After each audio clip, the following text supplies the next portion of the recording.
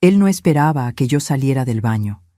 Entraba, la puerta no tenía seguro, y con aquella voz helada decía las palabras que me atormentan hasta hoy: no voy a parar hasta que quedes embarazada.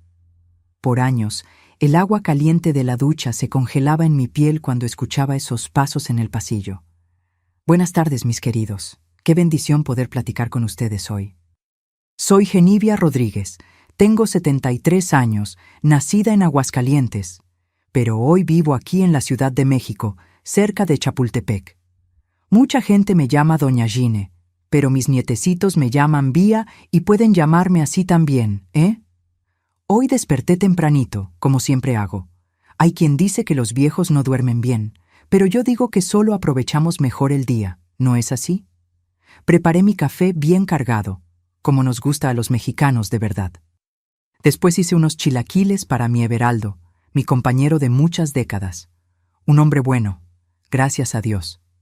Mientras bordo, miro por la ventana hacia el cielo de la Ciudad de México. A veces, cuando el tiempo está despejado, se puede ver un pedacito de Chapultepec a lo lejos. El agua siempre me recuerda tantas cosas, no todas buenas, debo confesar.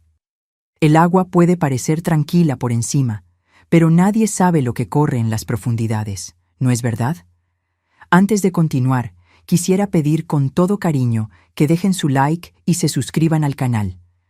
Es un gestito pequeño, pero que ayuda mucho a esta viejita a seguir compartiendo sus historias. Y cuéntenme aquí en los comentarios de qué ciudadcita están viéndome y a qué horita del día encontraron este video. ¿Por la mañanita con el café, después de comer o ya de nochecita? Yo siempre leo todos los comentarios y me pongo tan feliz al saber de dónde son y cuándo sacan un tiempecito del día para escuchar las historias de esta abuelita. Cuénteme, ¿eh? Vamos a crear una cadena de cariño. Hoy les voy a contar una historia difícil, de esas que una guarda dentro del pecho por muchos años. Es sobre cómo el agua de la ducha puede quedarse helada aunque esté caliente, sobre miedos que una niña no debería conocer y sobre cómo a veces necesitamos hacer justicia con nuestras propias manos cuando nadie más está mirando. Es una historia de sobrevivir cuando parece que no hay salida. Pero para entender cómo llegué hasta aquí, necesito volver en el tiempo a cuando yo era apenas una niña en Aguascalientes, llena de sueños y sin imaginar las sombras que vendrían. Nací en 1952 en Aguascalientes, en una casita sencilla en la región de San Marcos. Era una época diferente, mis queridos. Las calles todavía eran de tierra y cuando llovía era un lodazal que no acababa nunca. Nuestra casa quedaba cerquita de la línea del tren. Recuerdo el ruido que hacía cuando pasaba. Todo temblaba, las tazas bailaban en el armario. Mi madre, Dirce, siempre corría para sujetar los platos. Éramos una familia sencilla. Mi padre, Arnaldo, trabajaba en el ferrocarril. Un hombre callado, de pocas palabras, pero con manos enormes encallecidas del trabajo pesado. Salía antes de que el sol naciera y volvía cuando ya estaba oscuro. Mi madre cuidaba de la casa y trabajaba lavando ropa ajena. Yo la ayudaba desde chiquita, cargando los baldes, planchando la ropa más simple. Sus manos estaban rojas y agrietadas del jabón áspero, pero nunca la escuché quejarse. Teníamos una vida modesta, pero no pasábamos necesidades graves. Mi madre sabía hacer milagros con poco. Una papa se convertía en una comida completa. Un pedacito de carne rendía para todos. En nuestra mesita de madera oscura nos reuníamos para cenar. Yo, mis padres y mi hermano Claudio, 2 años mayor que yo. Claudio era mi protector. Cuando los otros niños se metían conmigo en la escuela por mi pelo rojo, cosa rara en aquella época, y me llamaban zanahoria, era él quien me defendía. Se metió con mi hermana, se metió conmigo, decía, inflando el pecho flaquito. Después, en el camino de regreso a casa, nos reíamos mientras pateábamos piedritas en la calle. La escuela quedaba a 20 minutos caminando.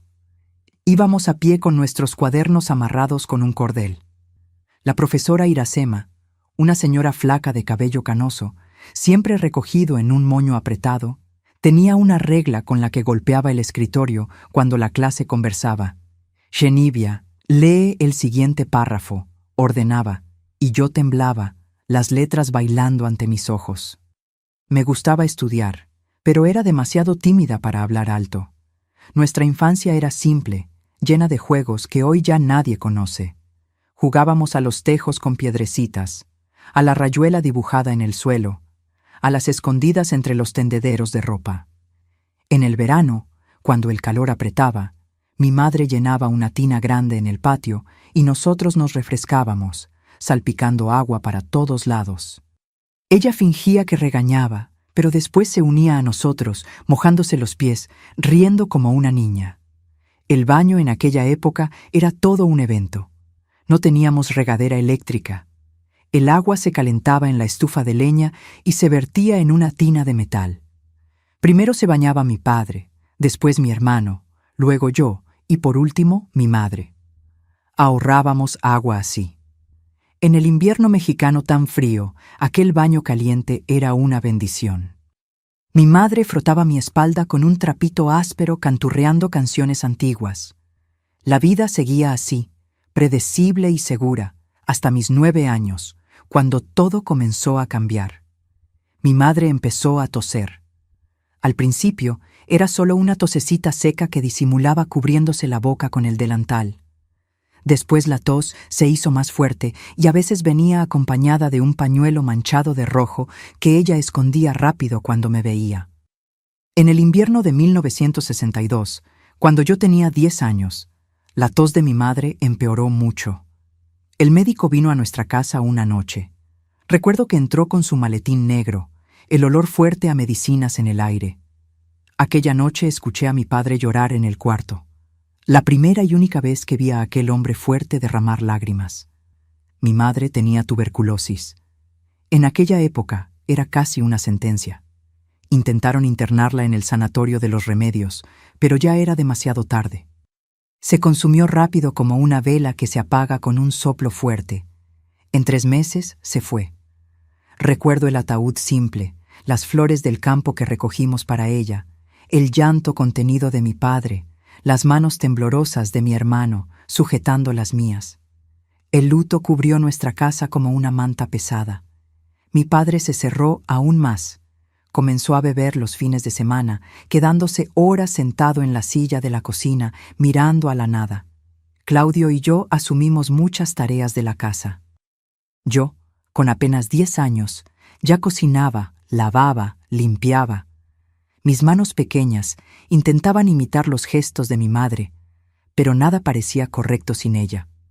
6 meses después de la muerte de mi madre, mi padre llegó a casa acompañado. Una mujer alta, delgada, de cabello negro y liso, entró en nuestra cocina. Su nombre era Genoveva. Tenía una mirada fría, calculadora. «Niños, esta es Genoveva. Ella va a cuidar de ustedes y de la casa ahora», mi padre anunció sin mirarnos directamente. No era un pedido de permiso, era una comunicación. Genoveva no era una mujer mala, no por completo. Mantenía la casa en orden, cocinaba bien, pero no había calor en sus acciones. Sus manos nunca acariciaban nuestras cabezas. Su voz nunca canturreaba mientras trabajaba. Era eficiente como una máquina. 3 meses después, se casaron en una ceremonia rápida en el registro civil y enseguida vino la noticia. Mi padre sería transferido para trabajar en otra ciudad. Claudio, que ya tenía 14 años, se quedaría en Aguascalientes, en la casa de un tío, para terminar los estudios. Yo, sin embargo, tendría que acompañarlos. Lloré abrazada a mi hermano en la despedida, prometiendo que nos escribiríamos cartas todas las semanas. Fue así como, a los 11 años, dejé Aguascalientes con mi padre y su nueva esposa. Nuestro destino, Guanajuato, donde mi padre trabajaría en la expansión del ferrocarril. Era 1963, y yo no sabía que aquel cambio sería apenas el inicio de un camino mucho más sombrío de lo que podía imaginar. Lejos de mi hermano, de la casa donde crecí, de los amigos que conocía, estaba sola con 2 adultos que parecían cada vez más distantes de mí. La llegada a Guanajuato fue como entrar a un mundo extraño. La ciudad era mayor que Aguascalientes, con el río Guanajuato cortándola por la mitad, imponente y misterioso. Nuestra nueva casa quedaba en una calle de adoquines irregulares, no muy lejos de la estación. Era una construcción antigua, de ventanas altas y piso de madera, que crujía con cada paso. Tenía un patio grande atrás con un ahuehuete viejo que parecía observarlo todo con sus ramas retorcidas. En la primera noche, acostada en la cama de un cuarto que no era mío, lloré bajito, abrazada a la almohada. Sentí la falta de Claudio, de nuestra casita en Aguascalientes, hasta del ruido del tren que antes me despertaba. Aquí el silencio pesaba. Las primeras semanas fueron de adaptación. Mi padre salía temprano para el trabajo y volvía tarde, siempre cansado. Genoveva mantenía la casa en orden. Me inscribió en la escuela nueva, cuidaba de las comidas. No era cariñosa, pero tampoco era cruel. Era solamente ausente, aun cuando estaba presente. La escuela quedaba a 10 cuadras de distancia. Iba sola, caminando apresurada entre niños que no conocía. En el salón de clases, me sentaba al fondo, intentando pasar desapercibida. Mi acento de Aguascalientes, ligeramente diferente, hacía que algunos compañeros se rieran, pero poco a poco hice algunas amigas, Jusara y Teresiña, 2 niñas de mi edad que me acogieron en el recreo. Los meses fueron pasando. Yo escribía a Claudio todas las semanas, contándole sobre la escuela, los nuevos amigos, la ciudad. Él respondía con menos frecuencia. Sus cartas eran cortas, pero siempre terminaban con «Te extraño, hermanita». Aquellas palabras eran como un abrazo que atravesaba la distancia. En casa, las cosas comenzaron a cambiar sutilmente. Mi padre bebía cada vez más, no solo los fines de semana ahora, sino casi todas las noches. Llegaba tambaleándose, la voz más alta, los ojos rojos. Genoveva lo recibía en silencio, lo ayudaba a acostarse. Yo fingía que dormía, escuchando las voces ahogadas, los pasos pesados en el pasillo. Un día, poco después de mi cumpleaños de 12 años, mi padre no volvió a casa. Genoveva estaba nerviosa, caminando de un lado para otro. Cuando cayó la noche, golpearon a la puerta. Era un compañero de mi padre, un hombre con uniforme del ferrocarril, el sombrero en las manos. Habló en voz baja con Genoveva. Yo observaba desde la puerta de mi cuarto, el corazón latiendo acelerado. Hubo un accidente. Un vagón se descarriló. Mi padre estaba verificando los rieles. No tuvo oportunidad. Murió al instante, dijeron. Recuerdo a Genoveva sentada en la silla de la cocina, mirando a la nada sin lágrimas.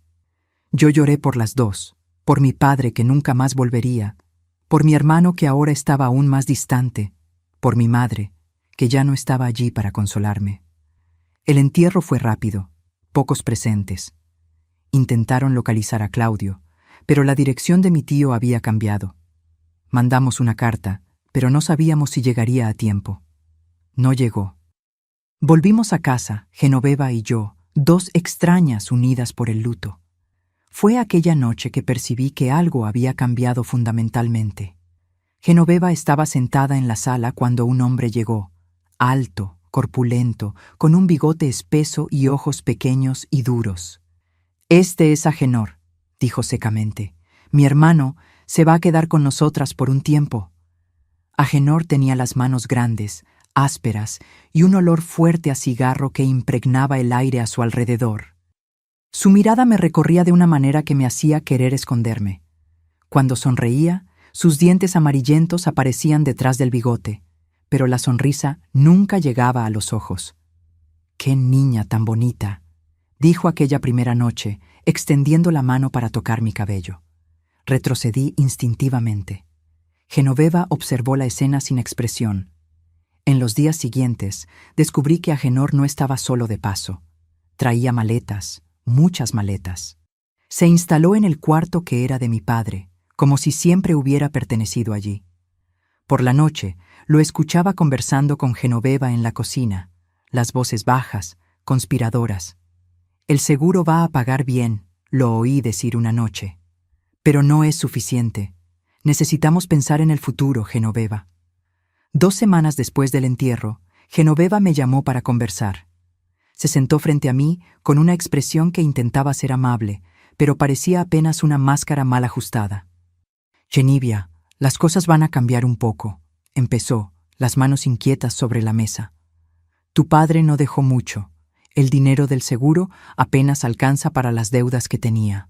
No puedo mantener esta casa sola». La miré sin entender completamente. Agenor tiene un pequeño negocio en León, una transportadora. Él ofreció llevarnos. Vamos a vivir allá. Él va a cuidar de nosotras. León, otra ciudad, más lejos aún de Aguascalientes, de Claudio, de todo lo que conocía. Quise protestar, quise gritar que no, que quería volver con mi hermano, pero las palabras quedaron atrapadas en la garganta. Yo tenía 12 años, no tenía elección. Partimos 2 semanas después. Dejé para Jusara la dirección a donde íbamos, pidiéndole que escribiera a Claudio, en caso de que él me buscara. Coloqué en un bultico los pocos recuerdos que tenía, una foto desteñida de mi madre, un pañuelo bordado que ella había hecho, algunas cartas de Claudio. León era una ciudad aún menor que Guanajuato, localizada en el centro del estado. La casa a donde fuimos era oscura, de pasillos estrechos y piso frío.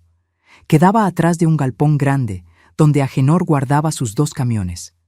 El olor a diésel y grasa impregnaba todo.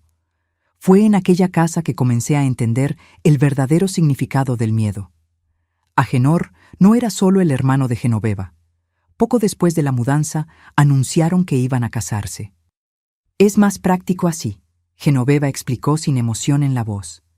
«Él será tu padrastro». Agenor cambió después que llegamos a León. Se quedó más callada, más sumisa. Obedecía a Agenor en todo, nunca cuestionaba sus órdenes.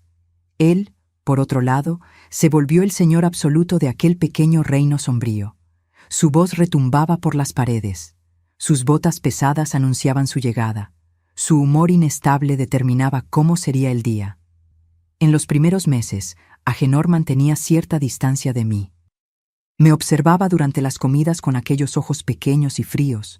Hacía comentarios sobre cómo estaba creciendo rápido. Cuando pasaba por mí en el pasillo estrecho, sus manos ocasionalmente tocaban mis hombros, mi cabello, en un gesto que parecía casual, pero dejaba un rastro de incomodidad. Comencé a frecuentar la escuela local, pero no hice amigos. Me mantenía callada, invisible. Volvía directo a casa, ayudaba a Genoveva en la cocina, hacía mis tareas en un rincón de la mesa. Por la noche, me encerraba en el pequeño cuarto que me fue asignado, empujando una silla contra la puerta que no tenía cerradura. El cambio definitivo ocurrió después de la muerte de mi padre, cuando fui a vivir con mi padrastro, Agenor, y su hermana Genoveva.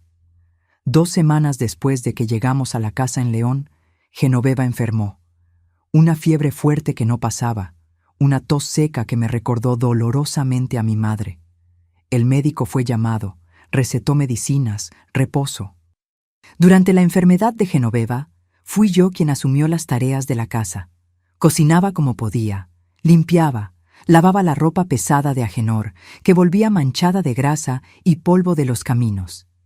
Él observaba mis esfuerzos con una media sonrisa en el rostro, comentando a veces: «Te estás volviendo toda una mujercita, ¿eh?».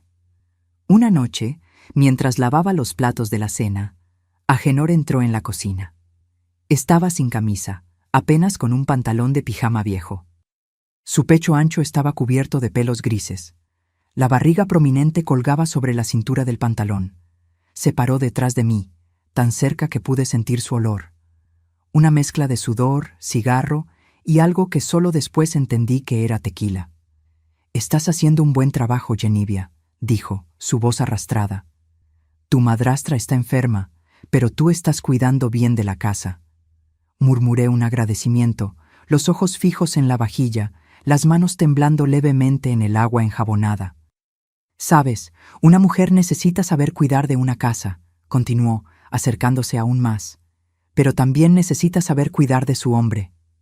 Sus manos grandes y ásperas se posaron en mis hombros.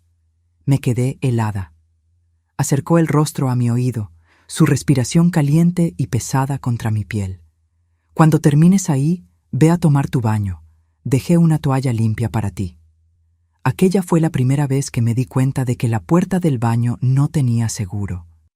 Era un baño pequeño, oscuro, con una tina de metal, donde calentábamos agua para el baño. Mientras el agua se calentaba en la estufa, mi corazón latía acelerado. Había algo mal, algo en el aire, en las palabras de Agenor, en el modo como me miraba.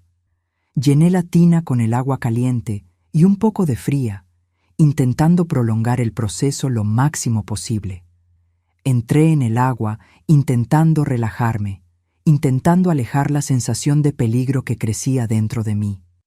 Fue cuando escuché los pasos en el pasillo, pesados, deliberados. Mi corazón se detuvo cuando la puerta del baño se abrió.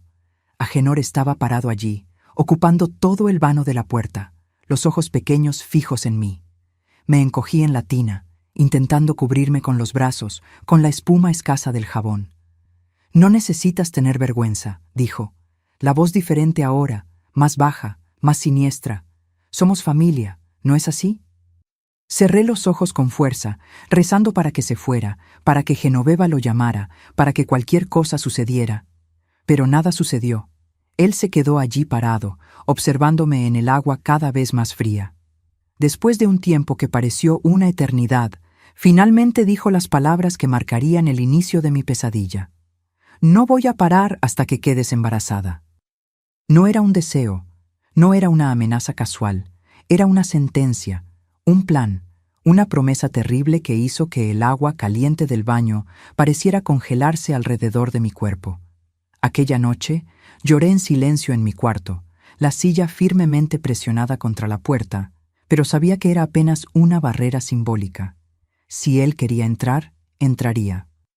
Comencé a entender que estaba atrapada en una trampa sin salida aparente, lejos de mi hermano, sin dinero, sin conocer a nadie en la ciudad, completamente a merced de un hombre cuyas intenciones revelaban los ojos que una niña de 12 años comenzaba a comprender con terror creciente. A la mañana siguiente, Genoveva continuaba en cama, la fiebre aún alta.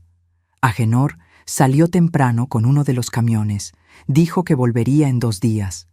Aquellos fueron 2 días de respiro, de planeamiento desesperado. Pensé en huir, pero ¿a dónde? ¿Cómo? Sin dinero, sin conocer los caminos, sin tener a dónde ir. Escribí una carta para Claudio, dirigiéndola a la casa de nuestro tío en Aguascalientes, sabiendo que probablemente nunca llegaría. En ella conté todo, imploré por ayuda. Fui hasta el correo de la ciudad, usé las pocas monedas que había juntado para comprar la estampilla. Era un grito desesperado de socorro lanzado al viento. Cuando Agenor regresó, trajo regalos. Un vestido para mí, rosa claro, con pequeñas flores, una talla menor de la que yo usaba. «Te vas a ver bonita con él», dijo, la mirada recorriendo mi cuerpo de una manera que me hacía sentir sucia. Para Genoveva trajo un jarabe para la tos. «Pronto te mejorarás», dijo, pero había algo en su tono que sugería que realmente no le importaba. Aquella noche, el ritual del baño se repitió. El agua caliente, los pasos en el pasillo, la puerta abriéndose. Esta vez, Agenor habló más. Palabras que no quiero repetir, palabras que ninguna niña debería escuchar. Me quedé inmóvil, los ojos cerrados, rezando para que acabara pronto. Cuando finalmente salí del baño, él ya no estaba ahí. Corrí a mi cuarto, vistiéndome en el camino, el corazón latiendo como un tambor, la silla contra la puerta, las cobijas jaladas hasta la barbilla, los ojos abiertos en la oscuridad. Así comenzó el ciclo de terror que dominaría los años siguientes. Los baños nocturnos se convirtieron en un ritual de miedo. Agenor siempre estaba ahí, observando, comentando, amenazando. «No voy a parar hasta que quedes embarazada», repetía como un mantra terrible. «Vas a ser mi mujercita, vas a darme hijos». Genoveva mejoró de la fiebre, pero algo en ella había cambiado. Se volvió más distante, más apagada. Veía lo que pasaba, pero cerraba los ojos, Volteaba la cara. Una vez intenté hablar con ella, contarle sobre los baños, sobre las palabras de Agenor. Ella me cortó bruscamente. No inventes cosas, niña. Él solo está cuidando de ti. La escuela se convirtió en mi único refugio, las horas en que podía escapar de aquella casa. Estudiaba con ahínco, me perdía en los libros, en las lecciones, intentando olvidar, intentando crear un mundo alternativo, donde no necesitaba volver a casa. Fue en la escuela que conocí a la profesora Olga, una señora de cabellos grises y ojos bondadosos que enseñaba español. Ella notó mi cambio, cómo me había vuelto más callada, más retraída. Un día me llamó después de clase. ¿Está todo bien en casa, Genibia?, preguntó con voz amable. Quise contarle todo. Quise gritar pidiendo ayuda, pero las palabras no salían. El miedo era mayor, el miedo de no ser creída, el miedo de empeorar las cosas, el miedo de que Agenor lo descubriera. Sí, profesora, respondí, los ojos fijos en el suelo. Solo extraño a mi hermano. Si necesitas hablar, dijo ella, tocando levemente mi hombro. Estoy aquí. Aquel toque gentil, aquella oferta sincera de ayuda, casi quebró mi determinación. Casi corrí a sus brazos, casi le conté todo, pero no lo hice. En aquel momento no pude. Por la noche, en casa, el ritual continuó. El baño, Agenor, la puerta, las palabras, el miedo. Cada día él se volvía más atrevido, más cercano. Sus manos ya no se contentaban apenas con tocar mi cabello.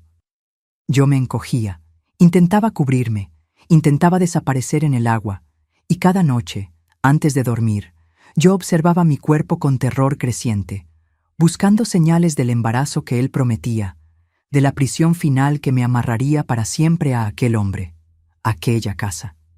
Cada mes que pasaba sin aquella señal era un pequeño milagro, un breve respiro, una prórroga de la sentencia.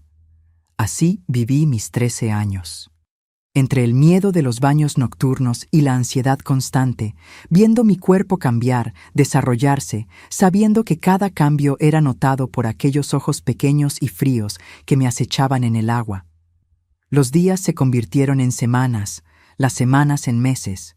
Cada día era como el anterior, cada noche traía el mismo terror. Me volví una especialista en prever los humores de Agenor, en interpretar sus pasos en el pasillo, en saber cuándo era mejor esconderme y cuándo era inevitable enfrentar su presencia. El invierno de 1965 fue particularmente riguroso. El frío cortante de Guanajuato parecía penetrar por las grietas de las paredes, por el piso gastado. El agua para el baño tardaba más en calentarse y yo prolongaba el proceso lo máximo que podía, aplazando el momento del ritual nocturno. Pero él siempre venía, inevitable como la noche. «Estás tardando demasiado», se quejó una noche, la voz alterada por el tequila. «El agua se va a enfriar». Las visitas al baño se volvieron más largas, más intensas. Agenor ya no se contentaba solo con observar. Sus manos, grandes y ásperas, comenzaron a tocar el agua, a jugar con la espuma escasa. «Pronto, pronto», decía, los ojos fijos en mí. «Vamos a ver si hay un hijito creciendo ahí dentro». Yo vivía en constante estado de alerta. Dormía poco, comía mal. En la escuela, mis calificaciones comenzaron a bajar. La profesora Olga me llamó nuevamente, preocupada. «Genibia, estás más delgada. ¿Tienes ojeras? ¿Estás enferma?» «No, profesora», respondí, evitando su mirada. «Solo no estoy durmiendo bien». «¿Por qué?», insistió ella. Dudé. Algo dentro de mí quería contar, gritar pidiendo ayuda, pero el miedo era mayor, el miedo de lo que Agenor haría si lo supiera. «Pesadillas», respondí finalmente. No era mentira. Mi vida se había convertido en una pesadilla. En casa, Genoveva se volvía cada día más una sombra.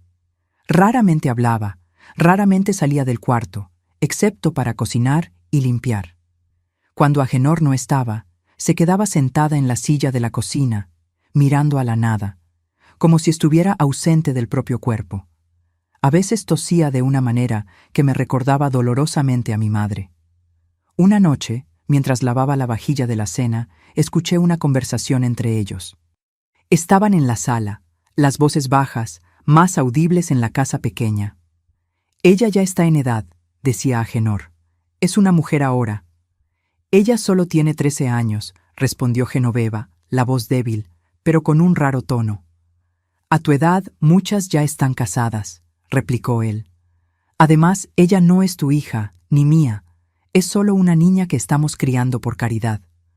Aquellas palabras me golpearon como un puñetazo. Yo no era nada para ellos, ni hija, ni hijastra, apenas una niña, una carga, un objeto. Aquella noche, en el baño, Agenor estaba diferente, más audaz, más decidido. Sus manos no se contentaron solo con el agua. «Es hora», dijo, la voz ronca. «Ya esperé demasiado».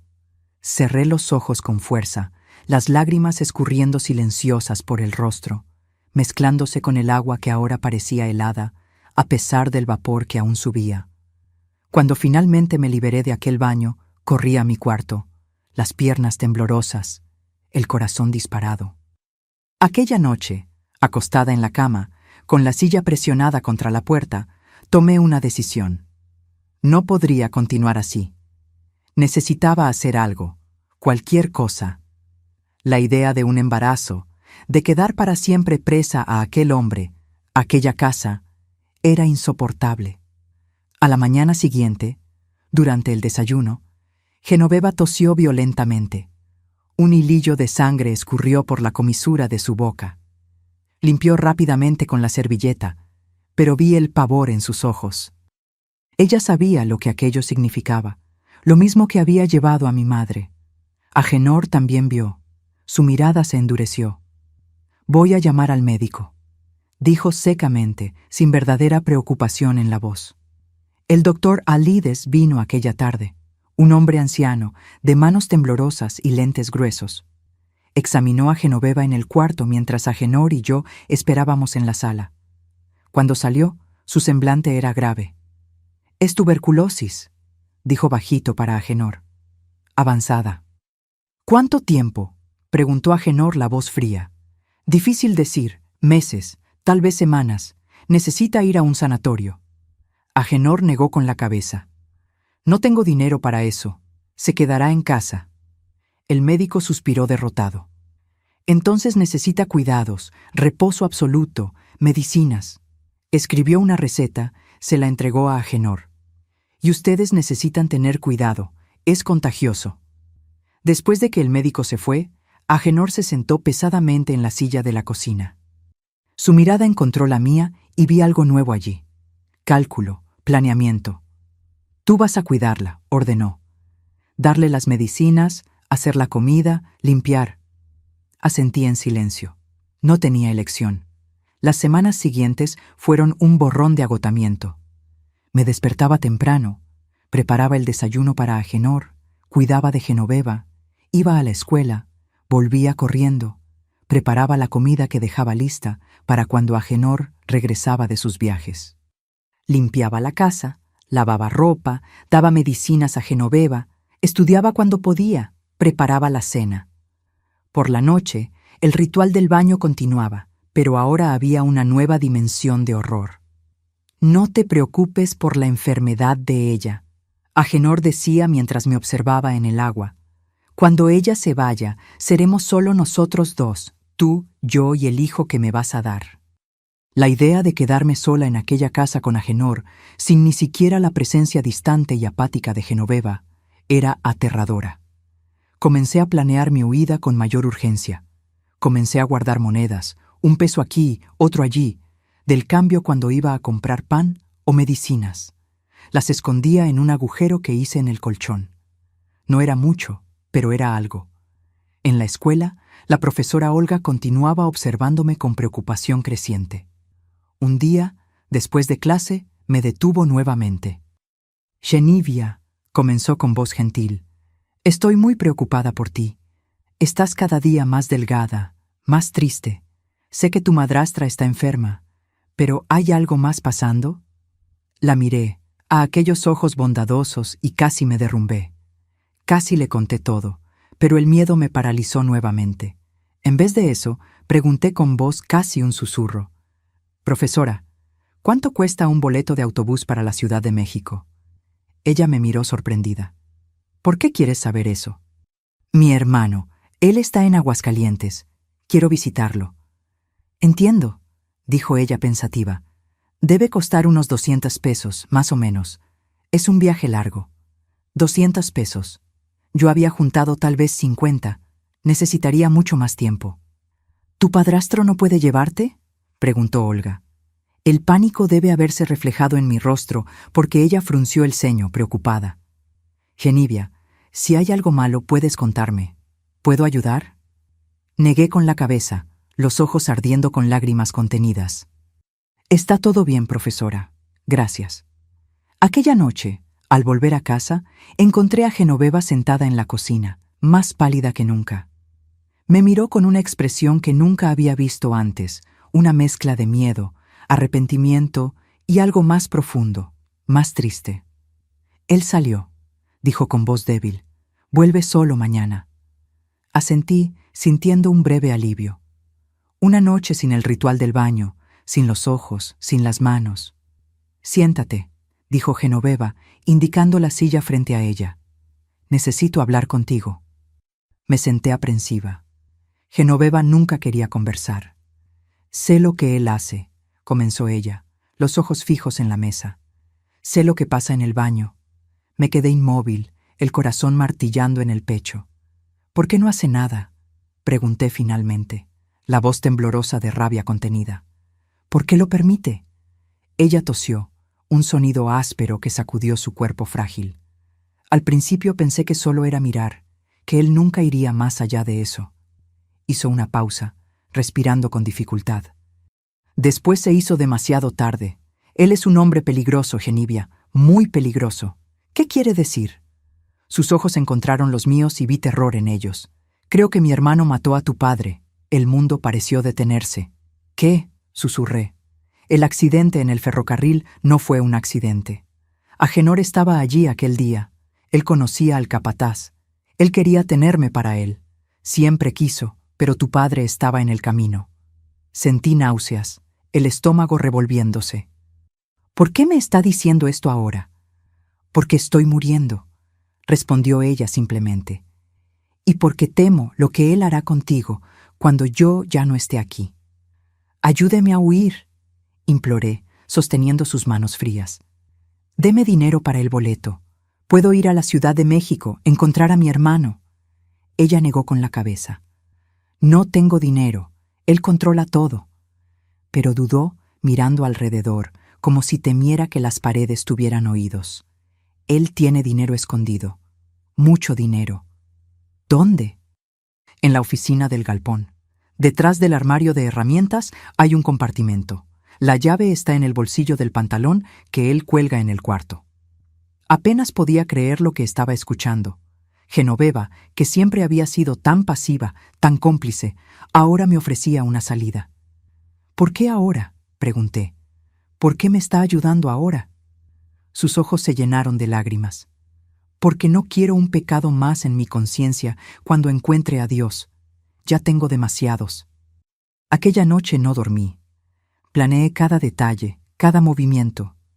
Cuando el día amaneció, Genoveva estaba peor. La fiebre alta, las sábanas manchadas de sangre por la tos nocturna. Cuidé de ella como pude. Le di las medicinas que el médico había recetado. «¿Agenor vuelve hoy?», pregunté, intentando mantener la voz casual. «Solo de noche», respondió ella, los ojos semicerrados de dolor y agotamiento. «Mandó un recado por Jurandir, el ayudante. Tuvo problema con el camión». Era mi oportunidad, tal vez la única. Esperé hasta media tarde, cuando Genoveva finalmente se quedó dormida bajo el efecto de los medicamentos. Entré silenciosamente en el cuarto de ellos, el corazón latiendo tan fuerte que temía que ella pudiera oírlo, aún en sueño profundo. El pantalón de Agenor estaba colgado detrás de la puerta, como siempre. Con dedos temblorosos, revisé los bolsillos. Monedas, una navaja, un pañuelo sucio y una llave pequeña de latón. Salí de la casa por los fondos, atravesé el pequeño patio hasta el galpón, donde los camiones estaban guardados. El olor a aceite, diésel y goma era fuerte. La oficina era una sala minúscula al fondo, con un escritorio viejo cubierto de papeles y un armario de herramientas oxidado. Moví el armario con esfuerzo, el metal raspando contra el suelo de concreto. Allí, como Genoveva había dicho, estaba una pequeña puerta casi imperceptible en la pared. La llave encajó perfectamente. Dentro encontré una caja de metal. La abrí con manos temblorosas. Fajos de dinero, más de lo que jamás había visto en la vida. Billetes grandes, nuevos, organizados en pilas meticulosas. Tomé lo suficiente para un boleto, quizás un poco más. No quería llevarme demasiado. Él lo notaría inmediatamente. Cerré la caja, la coloqué de vuelta, cerré la puertecita, empujé el armario a su lugar. Escondí el dinero en mi ropa interior, el único lugar donde sabía que estaría seguro. De vuelta a la casa, Genoveva aún dormía. Arreglé un pequeño bulto con lo esencial, la foto de mi madre, el pañuelo bordado, una muda de ropa, las cartas de Claudio. Lo escondí bajo la cama. El plan era simple. A la mañana siguiente, diría que necesitaba ir a la farmacia a buscar más medicinas para Genoveva. En vez de eso, iría directo a la central de autobuses. Había un autobús para Ciudad de México a las 8:30. Estaría lejos antes de que Agenor se diera cuenta. Pero los planes raramente sobreviven al contacto con la realidad. Agenor llegó antes de lo previsto. Oí el ruido del camión en el patio cuando el sol comenzaba a ponerse. El terror familiar se instaló en mi pecho. Verifiqué si el dinero aún estaba bien escondido, si el bulto no estaba visible bajo la cama. Él entró como una tormenta, el rostro rojo oliendo a tequila y camino. «¿Dónde está la cena?», gritó, tirando la gorra en el sofá. «Ya la voy a preparar», respondí, intentando mantener la voz firme. Estaba cuidando a Genoveva. Ella empeoró hoy. «Siempre una excusa», rezongó, dirigiéndose al cuarto. «Voy a tomar un baño. Cuando salga, quiero comida en la mesa». El baño, siempre el baño. Pero esta vez era diferente. Era él quien se bañaba, no yo. Un pequeño alivio en un mar de ansiedad.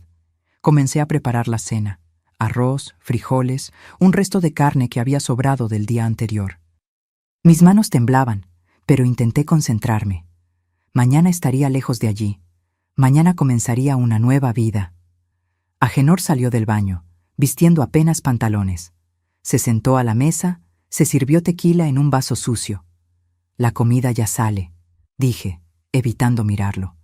Él tomó un gran trago de la bebida, sus ojos pequeños y duros fijos en mí. «¿Sabes qué día es hoy?», preguntó. «Miércoles», respondí automáticamente. «No, tonta, es día 10, día de revisar el dinero». La sangre se heló en mis venas. Día 10. ¿Cómo no me había acordado? Cada día 10 él contaba el dinero escondido, anotaba cada centavo en una libretita negra. Él va a saber, pensé, el pánico creciendo. Él va a saber que tomé. «Termina esa comida», ordenó levantándose. «Voy al galpón.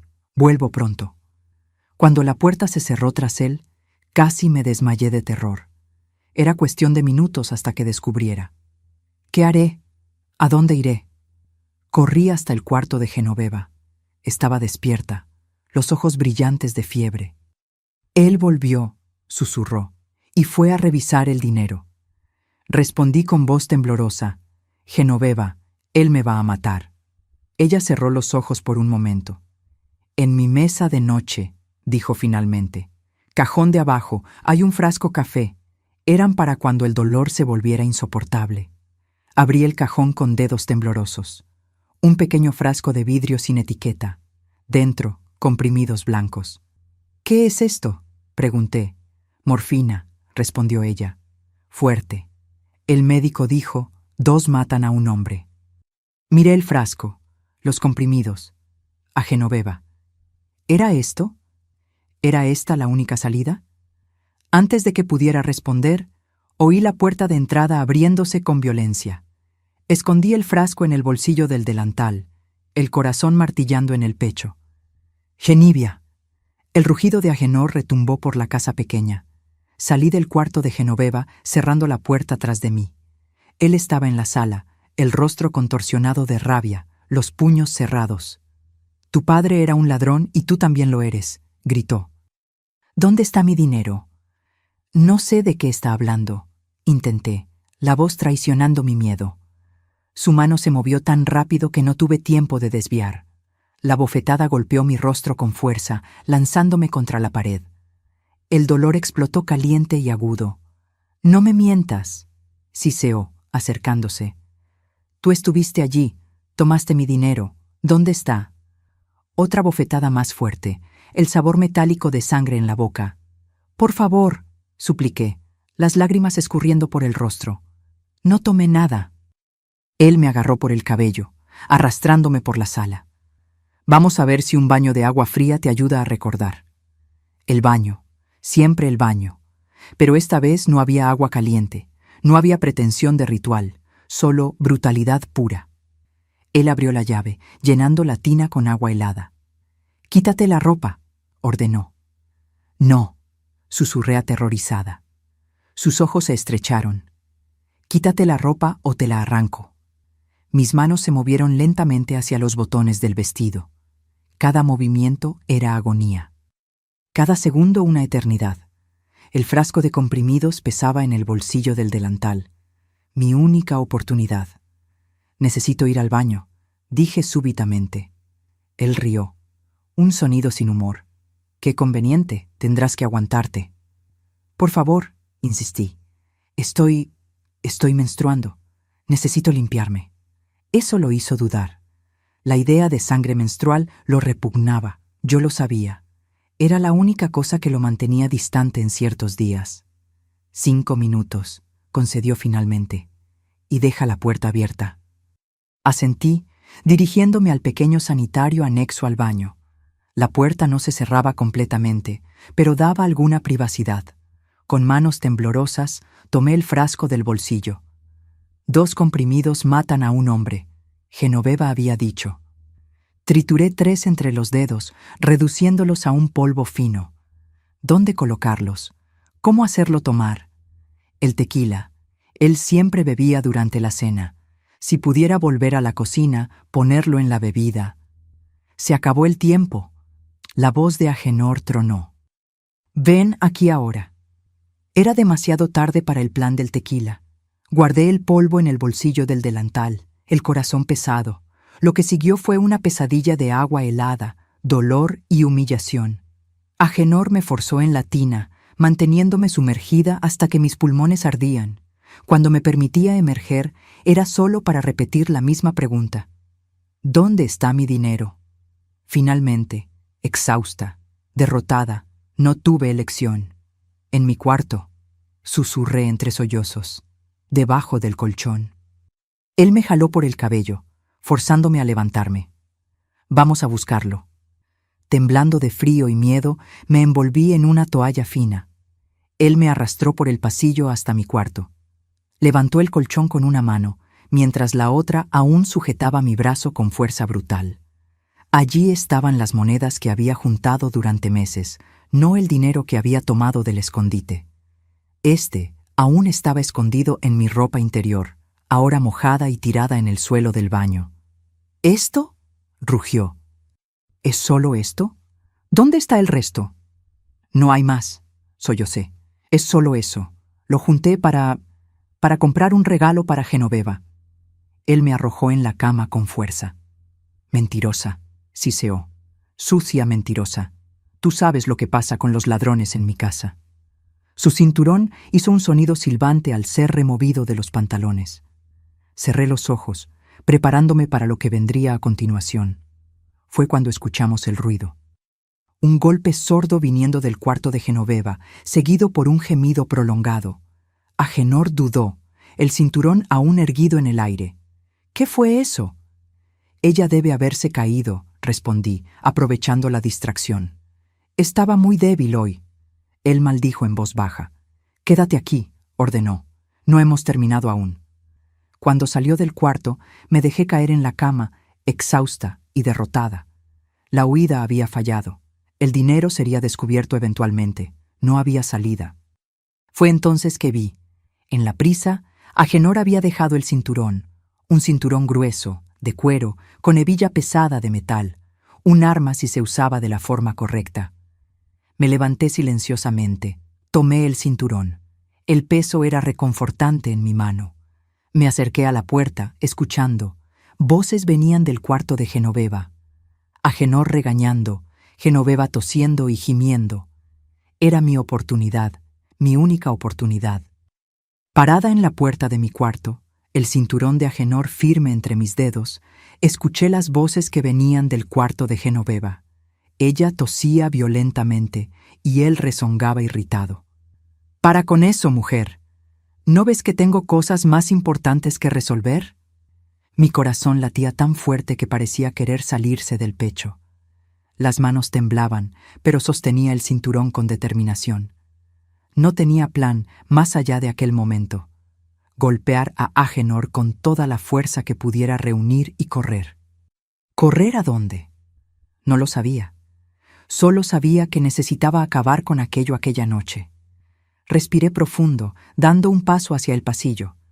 Fue cuando escuché un sonido que me heló. El tintineo de vidrio. Agenor había encontrado el frasco de comprimidos. «¿Qué es esto?», lo oí preguntar. «¿Morfina? ¿El médico te dio esto?». La respuesta de Genoveva fue demasiado débil para que yo pudiera entender. Entonces la voz de Agenor nuevamente, más alta. «¿Has estado escondiendo esto de mí?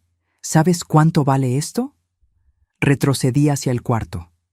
Si él estaba descubriendo los comprimidos, pronto volvería su atención hacia mí nuevamente. No tendría oportunidad contra él en una confrontación directa, aún armada con el cinturón. Miré alrededor, desesperada. Mi pequeña ventana daba hacia los fondos, hacia el patio y el galpón. Era estrecha, pero tal vez... Dejé el cinturón sobre la cama e intenté abrir la ventana. Estaba trabada. Los años de humedad habían hinchado la madera. Forcé con toda mi energía, sintiendo las uñas quebrarse contra el marco. Finalmente, con un crujido agudo, la ventana cedió. El aire frío de la noche invadió el cuarto. Miré hacia abajo. No era una caída grande, tal vez 2 metros hasta el suelo de tierra. Podía hacerlo, tenía que hacerlo. Volví para tomar el pequeño bulto que había preparado, escondido debajo de la cama. Cuando me agaché para alcanzarlo, oí los pasos pesados de Agenor en el pasillo. «Esa niña me va a pagar», gruñía, la voz alterada por la rabia y la bebida. No había más tiempo. Abandoné el bulto, volví a la ventana, pasé las piernas para afuera. En el momento en que me lanzaba hacia el patio, oí la puerta de mi cuarto abriéndose con violencia. «¡Vuelve aquí!». El rugido de Agenor cortó la noche. Caí en el suelo duro, el dolor explotando en las rodillas y en las palmas de las manos, pero el miedo era más fuerte que el dolor. Me levanté de un impulso y corrí en dirección al galpón. Si conseguía esconderme entre los camiones, tal vez tendría oportunidad. El galpón estaba oscuro, apenas la débil luz de la luna entrando por las grietas del techo. Me escabullí entre los 2 camiones, respirando el olor fuerte a aceite y goma. Oí la puerta de la casa cerrándose de golpe y la voz de Agenor gritando mi nombre. «Genivia, no tienes a dónde ir. Vuelve ahora y tal vez sea misericordioso». Misericordia. La palabra sonó como una broma cruel. Agenor no conocía el significado de la misericordia. Me encogí en el espacio entre la pared y el camión más viejo, rezando para que la oscuridad me protegiera. A través de las grietas del galpón, veía la silueta de Agenor en el patio, su figura maciza recortada contra la luz que venía de la casa. «Sé que estás ahí, niña», llamó, la voz falsamente dulce ahora. «No seas tonta, hace frío afuera. Vuelve a casa». Casa. Aquel lugar nunca había sido mi casa. Era mi prisión, mi infierno particular. Agenor comenzó a acercarse al galpón. Él sabía que era hacia donde yo había corrido. No tenía más donde esconderme. Fue entonces que vi. La puerta de la oficina estaba entreabierta, la oficina donde estaba el escondite del dinero. Me arrastré silenciosamente en aquella dirección, mientras oía los pasos de Agenor acercándose a la entrada principal del galpón. La oficina era pequeña, apretada. No había muchos lugares para esconderse. El escritorio, el armario de herramientas, algunas cajas apiladas en un rincón. Cajas. Tal vez podría esconderme detrás de ellas. Apenas me había posicionado cuando la luz se encendió. Agenor estaba en la puerta, una linterna en la mano, el rostro contorsionado en una mezcla de rabia y triunfo. «Te atrapé», dijo avanzando hacia mí. Retrocedí hasta la pared, sabiendo que estaba acorralada. No había salida. Agenor colocó la linterna sobre el escritorio, sus ojos pequeños y duros, fijos en mí. «¿Sabes lo que pasa con niñas desobedientes?», preguntó, desabrochando el cinturón que usaba. ¿Otro cinturón? No, aquel que yo había dejado en el cuarto. Necesitan aprender, aprender bien. Las lágrimas nublaron mi visión. Era el fin. No tenía cómo escapar, no tenía cómo luchar. Cerré los ojos, esperando el primer golpe. Fue cuando escuché un ruido en la puerta de la oficina. Agenor se giró sorprendido. Genoveva estaba allí, apoyada en el marco, más pálida que nunca, el rostro brillante de sudor febril. «Deja a la niña en paz», dijo con voz débil, pero decidida. Agenor rió, un sonido sin alegría. «Vuelve a la cama, mujer. Esto no es asunto tuyo». «Es asunto mío, sí», respondió ella, dando un paso vacilante dentro de la oficina. «Todo esto es asunto mío. Yo lo permití. Yo sabía y no hice nada». «Genoveva, vuelve a casa», ordenó Agenor, la voz endureciendo. «Estás enferma, no sabes lo que estás diciendo». «Sé exactamente lo que estoy diciendo», replicó ella. En su mano, algo brilló a la luz de la linterna, un vaso. «Genivia, ven conmigo». Miré a Agenor, a Genoveva, a la puerta. Si corriera ahora, tal vez tendría oportunidad. «Ella no va a ningún lado», gruñó Agenor, dando un paso en mi dirección. Fue entonces que Genoveva hizo algo que nunca imaginé. Ella rió. Una risa débil, entrecortada por la tos, pero una risa. «¿Qué es tan gracioso?», preguntó Agenor irritado. «Tú», respondió ella, «tan preocupado con tu dinero, con tu poder sobre nosotras, ni percibiste lo que está pasando». «¿De qué estás hablando, mujer?». Genoveva levantó el vaso. «Tu bebida, el tequila que estaba en la mesa de la cocina. ¿Bebiste?». Agenor frunció el ceño. «¿Y qué?». «Los comprimidos», dijo ella simplemente. «Morfina, suficiente para derribar un caballo». El rostro de Agenor se transformó, la comprensión, la incredulidad, la rabia, todo en rápida sucesión. «Tú no harías eso», susurró. «Ya lo hice», respondió ella. «¿Y sabes qué? No me arrepiento ni un poco». Agenor dio un paso en dirección a ella, las manos extendidas como garras, pero entonces se tambaleó, apoyándose pesadamente en el escritorio. «¿Qué? ¿Qué me hiciste?». «Lo que debería haber hecho hace mucho tiempo», respondió Genoveva. «Genivia, ven ahora». No necesité otro incentivo. Corrí al lado de Genoveva, pasando lo más lejos posible de Agenor, que ahora se apoyaba en el escritorio. La respiración pesada, el rostro rojo. «Ustedes me van a pagar», balbuceó, la voz ya arrastrada. Voy a matarlas a las dos». «No vas a hacer nada», respondió Genoveva con una calma que nunca había mostrado antes. «Nunca más». Salimos de la oficina cerrando la puerta tras nosotras. Oí un golpe sordo, Agenor cayendo, tal vez. Genoveva cerró la puerta con la llave que estaba en el bolsillo de su bata. «¿Va a morir?», pregunté temblorosa. «No», respondió ella, con voz débil. «No puse suficiente para eso, pero va a dormir por un buen tiempo, tiempo suficiente». Volvimos a la casa. Genoveva apoyándose pesadamente en mí. Cada paso parecía causarle un dolor inmenso. Cuando llegamos a la cocina, ella se desplomó en una silla, la respiración difícil y ruidosa. «Necesito ir al hospital», dijo entre accesos de tos. «No tengo mucho tiempo». «Voy a llamar ayuda», prometí. «No», Ella sujetó mi brazo con fuerza sorprendente. Primero escúchame, no tenemos mucho tiempo. Me senté frente a ella, aún temblando por los eventos de la noche. El dinero, comenzó ella. ¿El dinero que tomaste, dónde está? Dudé, entonces confesé. En mi ropa interior, en el baño. Ve a buscarlo ahora. Corrí al baño. Encontré mi ropa aún mojada en el suelo. El dinero estaba ahí, húmedo, pero intacto. Volví a la cocina. Hay un autobús para Ciudad de México a las 6 de la mañana, dijo Genoveva. Cada palabra un esfuerzo visible. Vas a tomarlo, vas a encontrar a tu hermano, vas a empezar de nuevo. ¿Y tú? Pregunté. Ella sonrió tristemente. Yo voy al hospital. Después, bueno, no importa. Lo que importa es que tú estarás lejos de aquí. Agenor irá tras de mí, dije, el miedo volviendo. Él me encontrará. No, no lo hará, respondió ella con una certeza extraña. Él tendrá demasiados problemas aquí. ¿Qué quieres decir? Ella tosió, un hilillo de sangre escurriendo por la comisura de su boca. Voy a ir al hospital. Voy a contarlo todo sobre los abusos, sobre ti, sobre cómo él me amenazó todos estos años. Voy a contar sobre mis sospechas acerca de la muerte de tu padre. ¿Ellos te creerán? Pregunté escéptica. Tal vez no, pero la duda quedará sembrada, y él sabe eso. Él sabe que aún al borde de la muerte puedo destruir su reputación en esta ciudad. Comprendí entonces.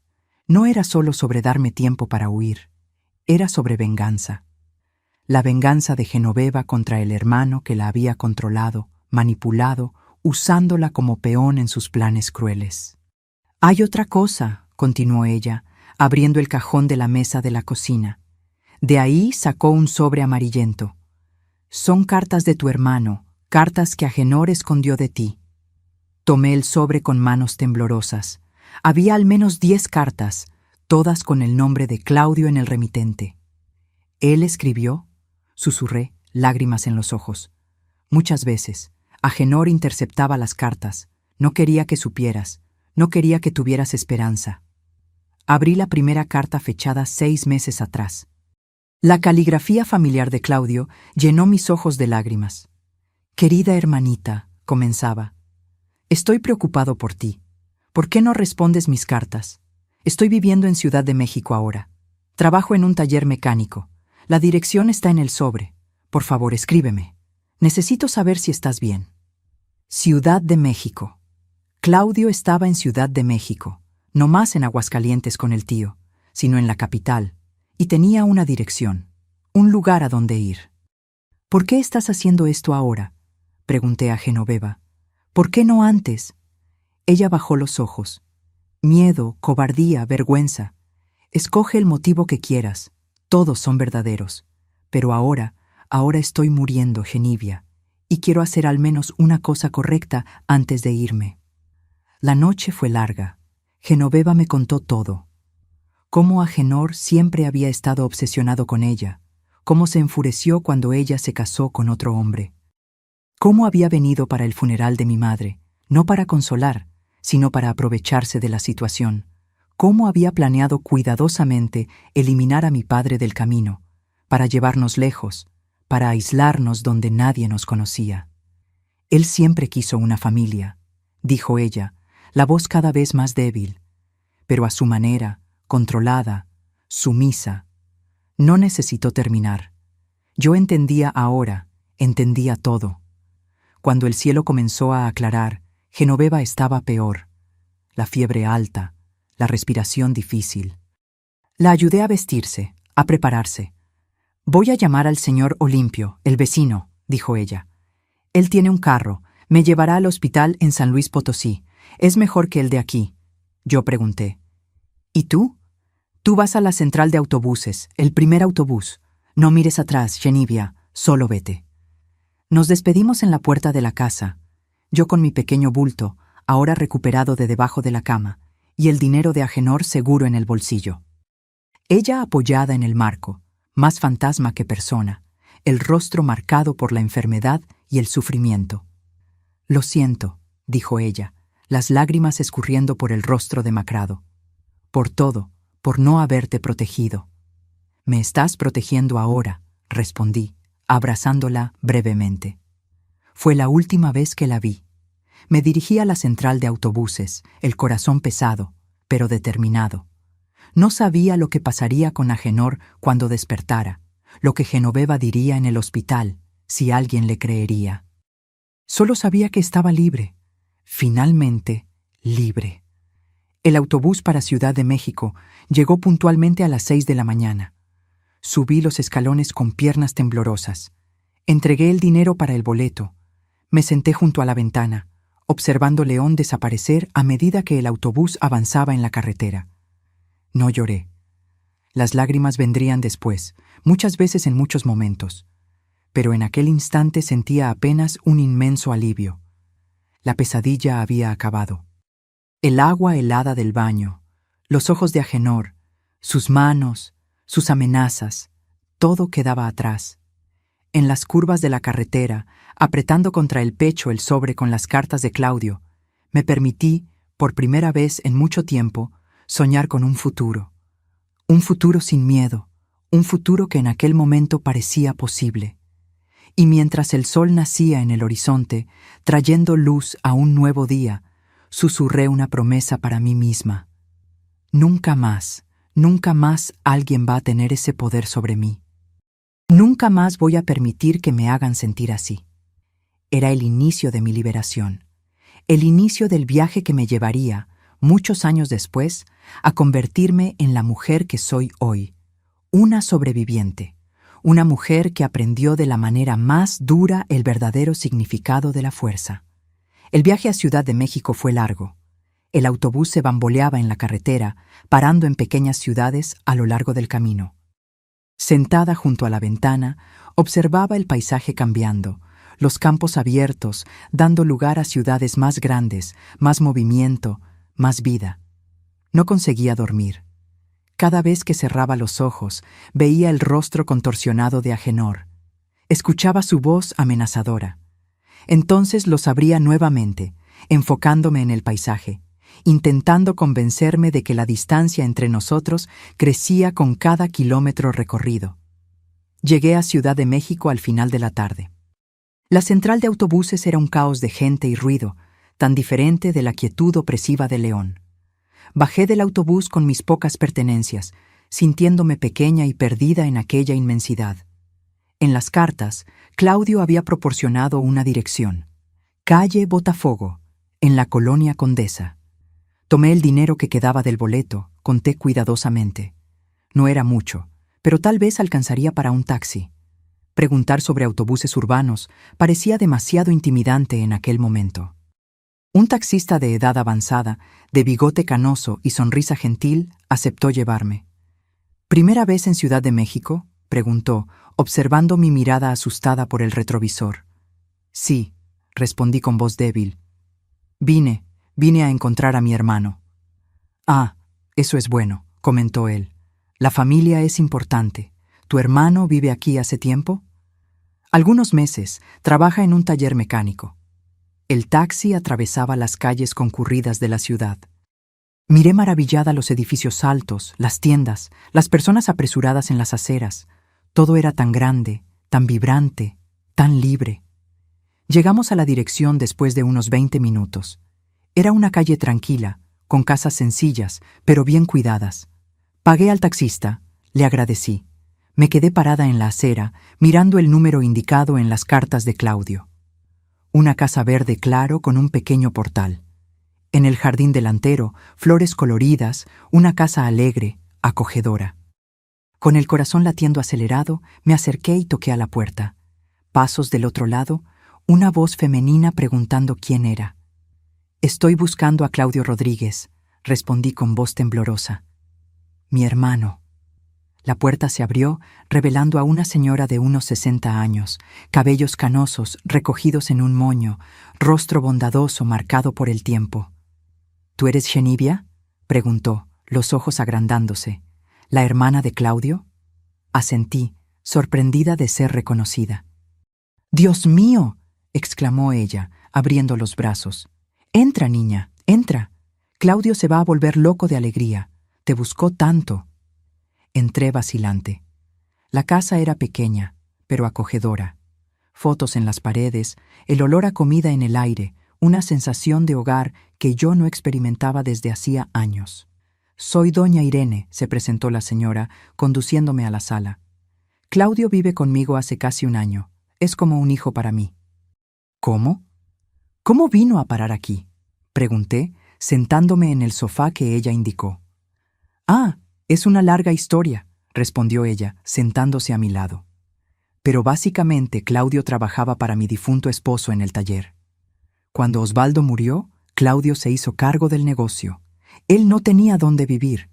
Yo tenía esta casa demasiado grande solo para mí. Fue una bendición para los dos. Ella me miró con atención, notando mi apariencia cansada, las ropas arrugadas, el miedo aún presente en mis ojos. «No pareces estar bien, querida», comentó gentilmente.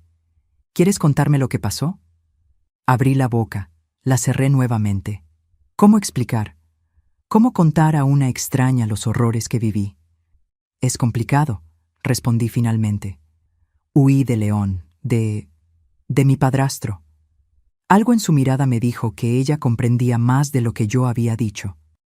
Una sabiduría antigua, una comprensión femenina que trasciende palabras. «Estás segura ahora», garantizó ella, apretando mis manos entre las suyas. «Esta casa es tu hogar por el tiempo que necesites. Y Claudio se pondrá tan feliz. Nunca se dio por vencido en encontrarte, ¿sabes?». Las lágrimas que había contenido durante todo el viaje finalmente vinieron. Gruesas, calientes, liberadoras. Doña Irene me abrazó, permitiéndome llorar en su hombro, murmurando palabras de consuelo, como una madre lo haría. Fue así como Claudio nos encontró cuando llegó del trabajo, una hora después. Yo aún sollozaba en los brazos de doña Irene cuando la puerta se abrió y él entró. No lo reconocí inmediatamente. El niño flacucho que yo conocía se había transformado en un joven alto, de hombros anchos, las manos manchadas de grasa, el rostro marcado por el trabajo duro. Pero los ojos eran los mismos, gentiles, protectores, llenos de vida. «Claudio», llamé con la voz entrecortada. Él se congeló en la puerta, los ojos desorbitados de incredulidad. «Hey», susurró, usando el apodo de infancia. «¿Eres tú realmente?». Me levanté, las piernas tambaleantes. Nos miramos por un largo momento, años de separación entre nosotros, un océano de experiencias no compartidas. Entonces, en un movimiento súbito, él atravesó la sala y me abrazó. Un abrazo tan fuerte que casi me quitó el aire, pero no me importó. Era seguridad, era protección, era lo que yo había anhelado por tanto tiempo. «¿Viniste?», repetía, la voz entrecortada. «Finalmente viniste». Aquella noche fue de lágrimas, historias, revelaciones. Sentados a la mesa de la cocina de doña Irene, sobre platos de sopa humeante y pan casero, conté todo. La muerte de papá, Agenor, los baños, las amenazas, el miedo constante. Conté sobre Genoveva, sobre su enfermedad, sobre cómo ella finalmente me había ayudado a escapar.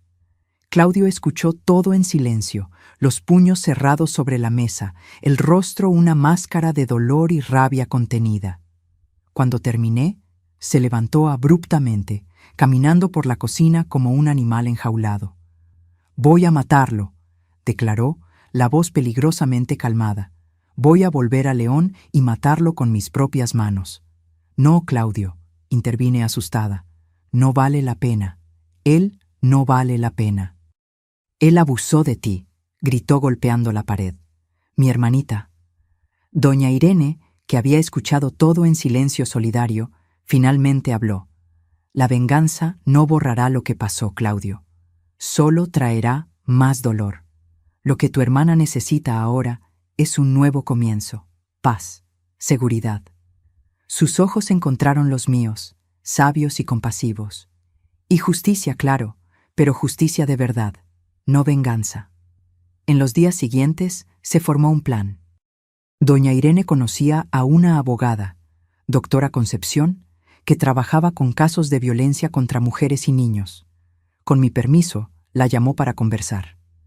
La doctora Concepción era una mujer impresionante, alta, elegante, de voz firme y mirada penetrante.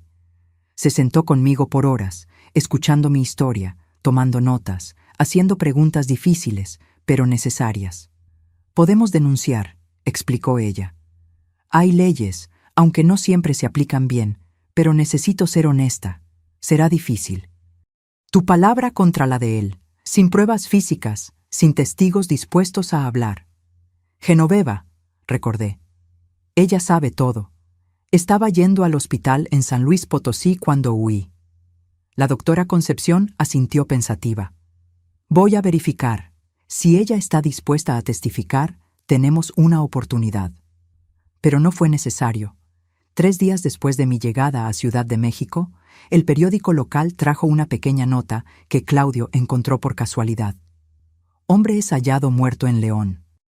Agenor Silveira, 45 años, propietario de una pequeña transportadora, fue encontrado muerto en su oficina. La policía investiga las circunstancias de la muerte, pero hay sospechas de suicidio. Suicidio. La palabra flotó entre nosotros como un fantasma. ¿Sería posible? ¿Habría Agenor, al despertar de la sedación y descubrir que yo había huido, que Genoveva había ido al hospital posiblemente para denunciarlo, decidido que no había salida? Nunca lo supimos con certeza. Algunas semanas después, recibimos una carta de San Luis Potosí. Era de Genoveva, dictada a una enfermera. Su caligrafía era diferente, pero las palabras eran de ella. «Genivia», comenzaba la carta. «Espero que ésta te encuentre bien y a salvo. Estoy en el hospital hace casi un mes. La tuberculosis avanzó mucho. Los médicos no me dan mucho tiempo. Necesito que sepas. Agenor está muerto. Dicen que fue suicidio, que él tomó los comprimidos de morfina que quedaron. Tal vez haya sido, o tal vez él intentó drogarse nuevamente, como hacía a veces, y calculó mal la dosis. No importa ahora.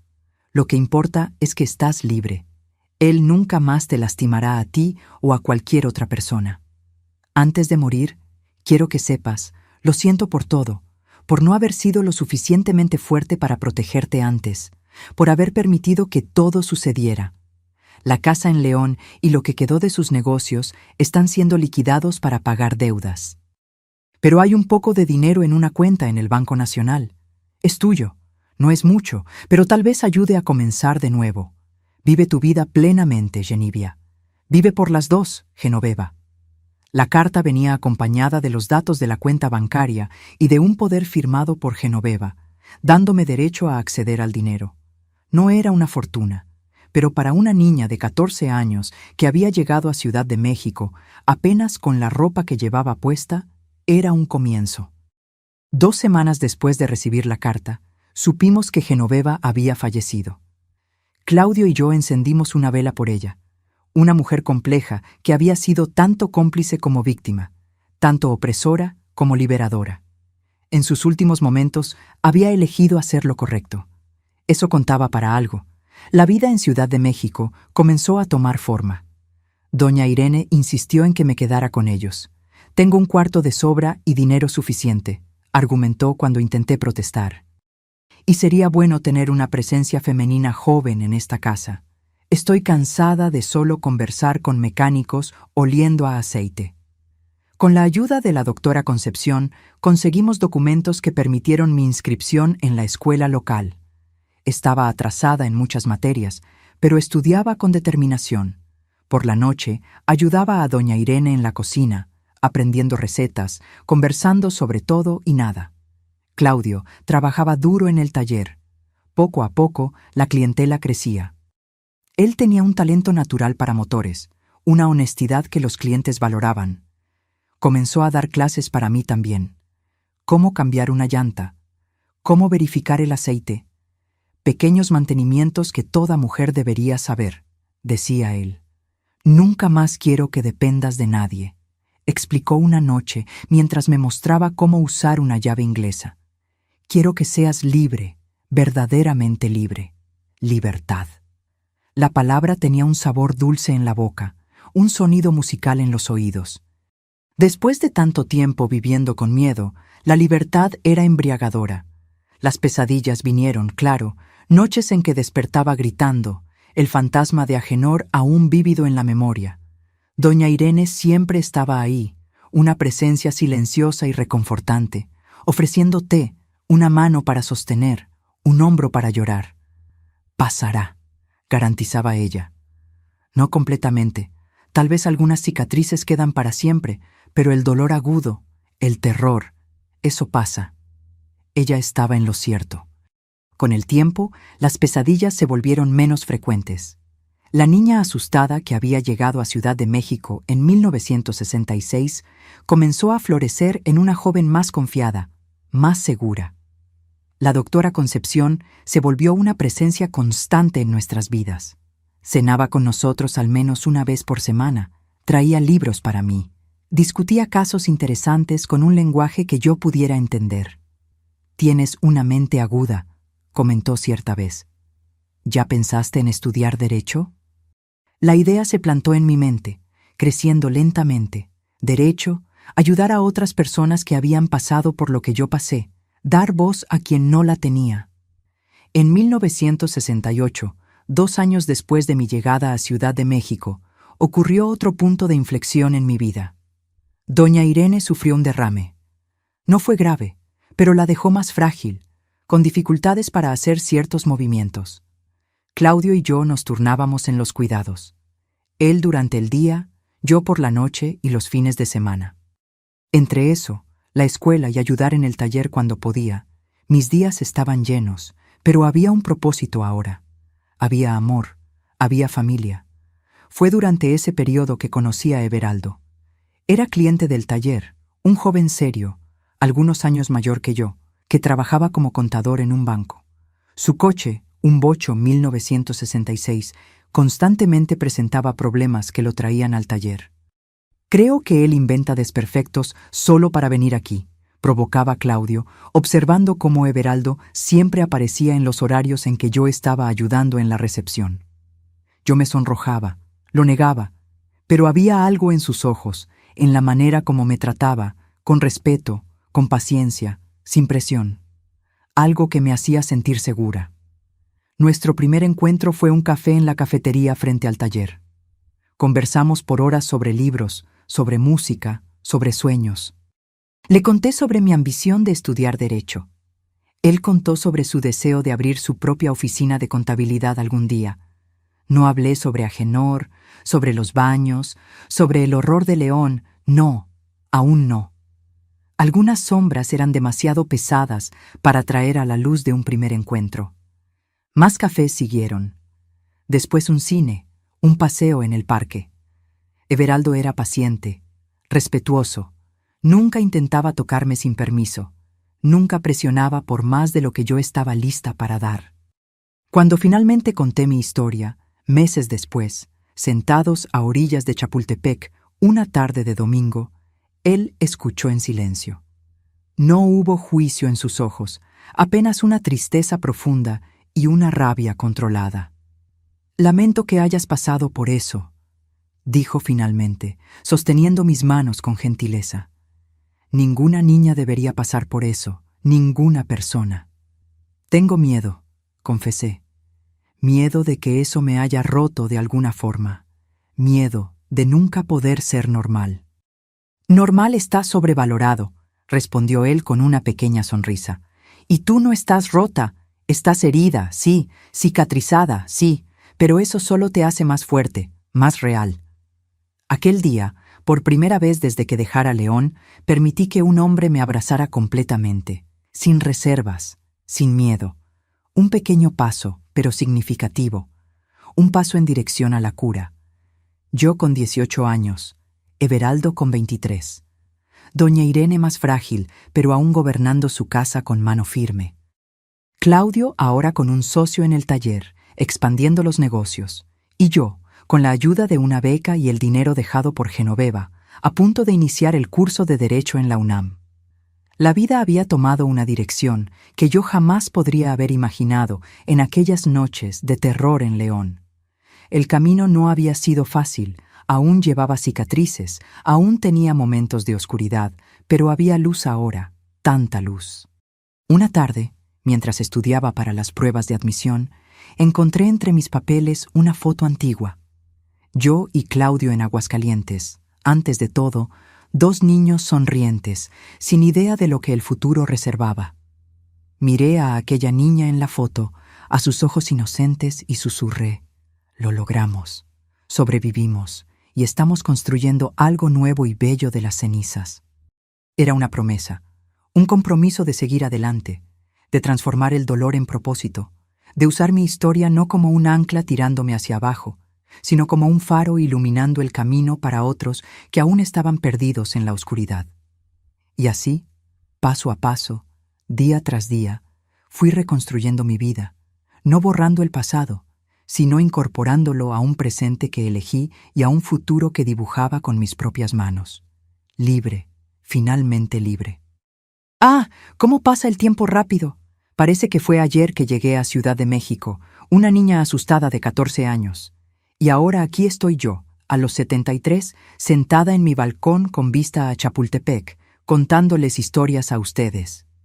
Ciudad de México se volvió verdaderamente mi hogar. Aquí construí mi vida, ladrillo por ladrillo. Aquí me gradué en Derecho en 1975. Me casé con mi Everaldo en 1972 y juntos estamos hace más de 50 años. Un hombre bueno que nunca me falló, que siempre fue compañero y comprensivo con mis cicatrices invisibles. Tuvimos dos hijos maravillosos: Julián, ingeniero que vive en Monterrey, y Marta, abogada ambiental aquí en Ciudad de México mismo. Y mis 3 nietos son la alegría de mi vejez: Bernardo, Lucía y la pequeña Clara, que siempre me pregunta por qué dejo la puerta del baño abierta. Algunos hábitos nunca se pierden, aún después de tantos años. Mi carrera en el derecho me llevó a trabajar con mujeres y niños víctimas de violencia. En 1985, fundé el Centro de Apoyo Renacer, que comenzó como una salita en los fondos de la oficina y hoy es una organización respetada en la ciudad. Me jubilé oficialmente en 2015, pero nunca dejé de ayudar. Mi hermano Claudio sigue cerca con su esposa Elena y sus 3 hijos. Nuestra familia creció, se fortaleció. Doña Irene, aquella señora bendita que nos acogió, vivió con nosotros hasta fallecer en 1980. Su legado de bondad intento honrarlo todos los días. Ahora, los martes y jueves, recibo a mis amigas del grupo Hilos de Vida para bordar. Muchas de ellas son mujeres que conocí en Renacer, que cargan historias parecidas a la mía. Bordamos y conversamos, y nuestras piezas son donadas para hospitales y albergues. Es nuestra forma de transformar dolor en belleza. Cuando miro hacia Chapultepec al atardecer, pienso en todos los caminos que me trajeron hasta aquí. Los difíciles, los dolorosos, pero también los llenos de luz. Pienso en la niña aterrorizada que fui y en la mujer que me convertí, y siento una paz profunda, no porque olvidé, sino porque elegí día tras día no ser definida por lo que me hicieron, sino por lo que elegí hacer con la vida que tengo. Mis queridos que me acompañaron hasta aquí, en esta jornada de memorias difíciles de compartir, quiero dejarles algunas palabras nacidas, no de los libros, sino de la vida vivida, de las caídas y los recomienzos. Si estás pasando por momentos difíciles ahora, si sientes que las paredes se están cerrando a tu alrededor, si el agua de tu ducha también se congela aún cuando está caliente, debes saber que no estás solo. El mundo puede parecer oscuro cuando estamos en la tormenta, pero siempre hay un camino adelante. La mayor prisión no siempre tiene rejas visibles. A veces está construida de miedo, vergüenza y silencio. Cada persona tiene su propio ajenor, su propio baño sin seguro. Sea cual sea tu prisión, existe una salida. Cuando huí de León, creí que solo estaba escapando. No me di cuenta de que caminaba hacia algo nuevo. Cada paso lejos del horror era también un paso en dirección a la cura. Transformar dolor en propósito fue mi salvación. Cuando comencé a usar mi experiencia para ayudar a otras víctimas, mi herida se volvió fuente de comprensión y fuerza. Las cicatrices no definen quiénes somos, pero forman parte de nuestra historia. Son marcas de supervivencia. Recuerdan no solo lo que sufrimos, sino principalmente lo que superamos. Busquen ayuda. En su país, en su ciudad, existen personas listas para extender la mano. Organizaciones que ofrecen refugio, asesoramiento, asistencia jurídica. No necesitan enfrentar la oscuridad solos. La vergüenza nunca debería ser de la víctima, sino de quien causa el mal. Cargué esa vergüenza por tanto tiempo hasta entender que no era mía para cargar. Y si conocen a alguien pasando por esto, sean como doña Irene fue para mí. Un puerto seguro, un oído atento, una mano extendida. A veces, un único gesto de bondad puede salvar una vida entera. Hoy, a los 73 años, miro hacia atrás y veo que el mayor acto de valentía de mi vida fue creer que merecía algo mejor. Y tú también lo mereces. Y antes de despedirme, quisiera pedir que tú que viste hasta aquí, dejes tu like, te suscribas al canal y actives la campanita para recibir más historias de superación como esta. Cada suscripción es un abrazo virtual para esta abuelita y me ayuda a seguir compartiendo historias que pueden dar esperanza a quien lo necesita. Y en los comentarios deja la palabra sobreviví. Solo quien vio hasta aquí entenderá. Hazlo ahora. No esperes ni un minuto más. La vida puede derribarnos, mis queridos, pero la elección de levantarnos es siempre nuestra y vale la pena levantarse. Créanme, vale cada esfuerzo, cada lágrima, cada nuevo comienzo, porque del otro lado del dolor hay una vida esperando para ser vivida. Una vida que, a pesar de todo y por causa de todo, puede ser bella. Amén.